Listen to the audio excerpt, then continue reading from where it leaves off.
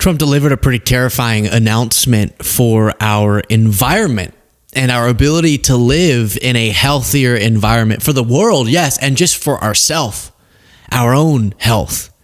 And this is something we've seen the build up to, but now he's making the official announcement that he's trying to revoke the endangerment finding. So let me show or read to you the background on this, and then I'll play you some clips, and we'll get Bobby Kennedy's take on it all. Spoiler alert, there's some cocaine on toilet seat talk. We'll get to it. But at issue is what's known as the endangerment finding. The New York Times reports a 2009 scientific conclusion that greenhouse gas emissions pose a danger to Americans' health and welfare. Obviously. For nearly 17 years, the EPA, under Republicans and Democrats, had relied on that bedrock finding to justify regulations that limit carbon dioxide, methane, and other pollution from oil and gas wells, tailpipes, smokestacks, and other sources that burn fossil fuels. And they're repealing it, or trying to. Not sure about the legality of that. And just saying, you know what? Lee Zeldin's here next to me, who's the EPA head. Our goal and his leadership at the EPA is to destroy the EPA and to rip out the foundation that allowed for a lot of the regulations that limited pollution. And so for the sake of big companies making more money, because they don't have to be as mindful of the impact of their energy generation or whatever it might be, we are going to suffer. Now, a reminder that emissions, pollution contributes to millions of deaths annually, globally. So this is not some small, we want the rare frog to not get, this is foundational to human and global health, and Trump is kneecapping that because it's too woke to care about the environment. Here's him walking out and saying, this is a big one for the environment. This is a big one if you're into environment. This is about as big as it gets, they tell me, and it's an honor. Yeah, I couldn't hear that clip, but he says, I think you just heard it, this is a big one if you're into the environment. What does that mean? A big one bad? A big one catastrophic? But he says it like this is good. Just the quickest pause to request that you click the subscribe button, the simplest, easiest, freest way, completely free, to support the work that we do. Right below the video, click that subscribe button, back to the video. Then he makes the announcement. These crippling restrictions were a major factor in driving up car prices to unprecedented levels, and the car that you were getting was not nearly as good. In 4 years under the Biden administration, the price of a new and used car rose more than 22%, all to facilitate the Green New Scam without achieving any meaningful impact on the environment. False. But making the car worse. That is why, effective immediately, we are repealing the ridiculous endangerment finding and terminating all additional green emission standards imposed unnecessarily on vehicle models and engines between 2012 and 2027 and beyond. This act. So to be clear, don't let them trick you by using like flowery language of, oh, the environmentalists concerned about 100 years in the future, climate change. As much as those things are excruciatingly real, for some reason that rhetoric, especially in a moment as pressingly urgent as this one, kind of will go over people's heads. We're talking about the air we're breathing, companies' abilities to create products or to deal with their pollution output in a way that is harmful or less harmful, and they're taking away our ability to minimize the harm to all of us, and yes, to our environment and to our health. And it's all being done in the name of, like what he said, revoking the Green New Scam, which is a ridiculous framing of this issue. Then you have this. What do you tell Americans who are concerned that the $1.3 trillion in savings does come at a cost to public health and the environment based on science? I tell them don't worry about it because it has nothing to do with public health. This was all a scam, a giant scam. This was a ripoff of the country by Obama and Biden. And let's say Obama started it and got it rolling. And a terrible ripoff. They'll have more money to spend for health care if you look at it. Now they can go out and spend it on something that's meaningful. and nobody's doing more for health care than the Republican. Again, There's something just wrong with them. like how he came out and said, this is a big one if you're into the environment. Similarly, the Republicans are real big on healthcare. And by big, I guess that's not an incorrect statement because they are very big on taking it away. And that's been their record. Now, it's not a press conference these days without Trump doing fun math, which I thought there was a press conference recently where he stopped saying they're reducing drug prices by hundreds of percentages because apparently someone had explained to him that's not mathematically possible.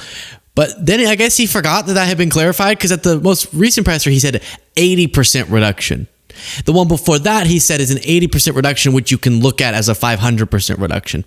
That one we kind of got confused with. But I guess he's back to saying it like he was before. And since under Biden, they went up very, very substantially. And now they're coming down by, depending on, you could say 500, 600, 700%, depending on the way you want to, or you could say 80%. It doesn't matter. They're coming down. Yeah, we don't yet know what's going on there. But if you're thinking about, I said you're going to get RFK Jr.'s take.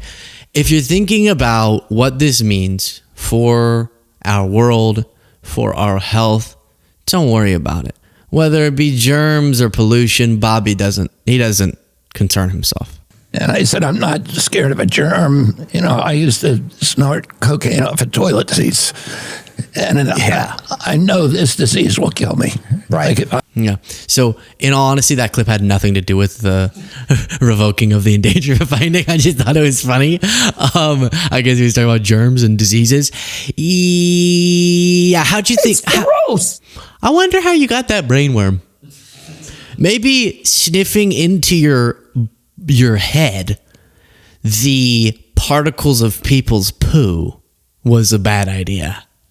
Maybe, sorry, gonna say it, snorting the pubic hair of strangers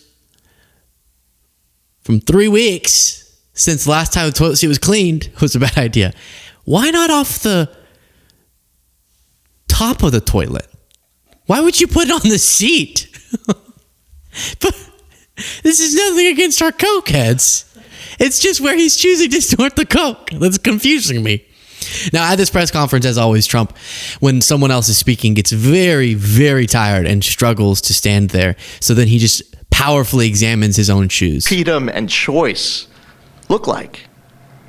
We're restoring the rule of law. We're grounding policy in reality. We're giving power back to the American people.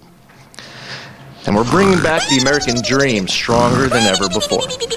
EPA will never waver on its core mission of protecting human health and the environment, and this administration knows we can do that while ushering in the golden age of America. Trump is using government resources to try to revamp coal, or as he calls it, clean, beautiful coal. Clean, beautiful coal. As we talked about at a different part, trust me, purposefully choosing a less economical, less effective, less efficient fuel source because you just, I don't know, said because you love coal miners or... I love miners. Yeah. For some reason, even if it makes no economic sense, proves you do not care about human health. So many people die because of retrograde fossil fuel sources of energy when we have much more effective and cost efficient options. And then after Trump was struggling to stay awake, he walked up and said, Lee, that was a little long. Thank you, Lee. That was long, but good. It was good. Maybe I should say great. It was great. And okay, whatever. You don't even know what he said. I'm certain you didn't know what he said. And then one other thing for this press conference, he was asked, you blamed a staffer for posting that racist video of the Obamas. Is the person being punished? President, have you fired or disciplined that staffer who posted the video from your account that included the Obamas? no, I haven't. That was a video on, as you know, voter fraud. And fairly long video, and they had a little piece and had to do with the Lion King. It's been very well, it's been shown all over the place long before that was posted. But that was a very strong. And I'm sure you saw. So it's interesting that they would blame a staffer, but then, and in so doing, kind of admit wrongdoing, even if they won't say that with their actual words, but then refuse to do anything about it with the staffer.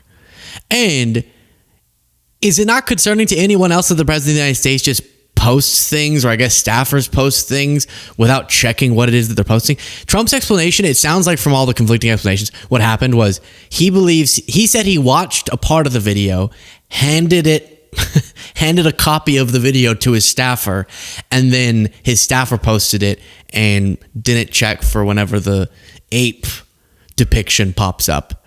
Whoops. And then they deleted it and blamed on the staffer, but also don't want to admit the staffer did anything wrong. If it was, I don't think it was. It was Trump. It was obviously Trump.